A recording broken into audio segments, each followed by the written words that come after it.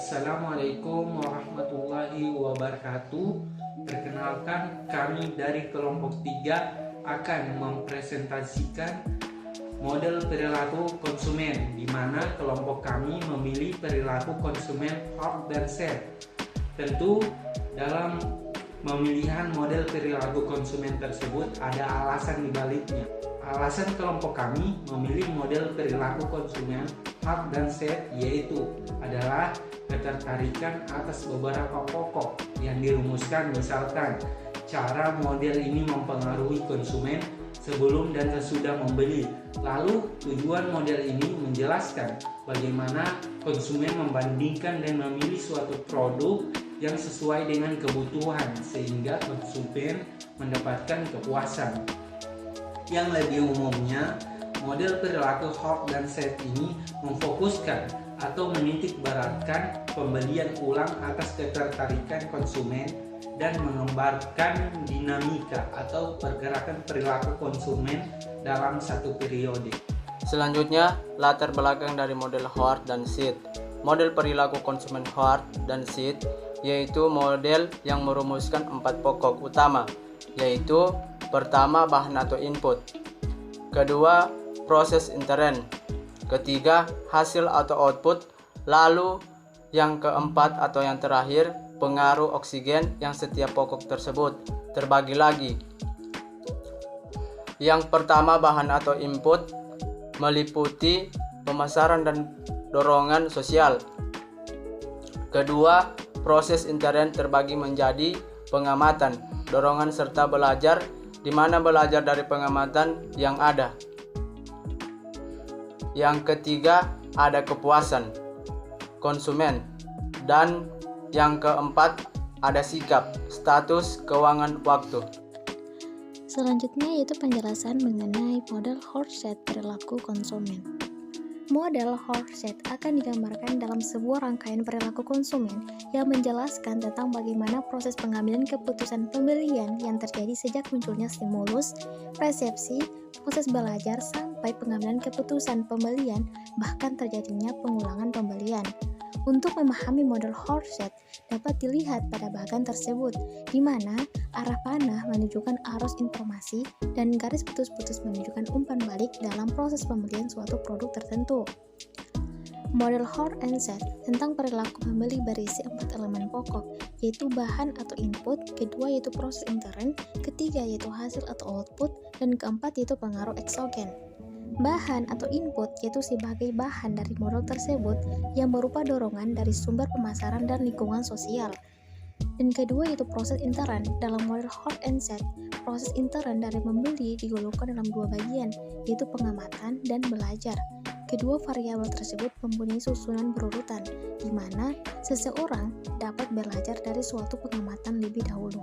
Adapun yang ketiga yaitu hasil atau output, yaitu sebagai hasil dari model Hot and Set atau keputusan untuk membeli. Dan keempat itu pengaruh eksogen. Terdapat variabel-variabel eksogen yang ikut mempengaruhi perilaku membeli meskipun pengaruhnya tidak terlalu besar. Variabel-variabel tersebut adalah pentingnya pembelian, sifat kepribadian, status keuangan, dan batasan waktu. Model Horset ini lebih menitik beratkan pada pembelian ulang dan menggambarkan dinamika perilaku pembelian selama satu periode. Menurut model ini, seseorang mempunyai motif, pandangan, dan dapat mengambil keputusan melalui proses belajar. Dengan melakukan pembelian ulang, maka proses pengambilan keputusan menjadi lebih sederhana. Nah, contohnya seperti Ibu Mila. Ibu Mila ini adalah ibu rumah tangga yang ingin membeli beras untuk bahan makanan pokok sehari-hari. Oleh karena itu, ia pergi ke toko beras. Sampainya di sana, Ibu Mila melihat banyak jenis beras yang ada. Namun ia tidak tahu jenis apa yang harus dibeli, serta apa saja keunggulan dan kekurangannya.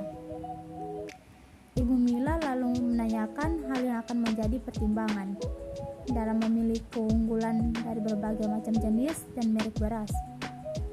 Nah, kemudian penjual menjelaskan, sehingga Bu Mila mendapatkan informasi secara singkat tentang kelebihan jenis yang ada.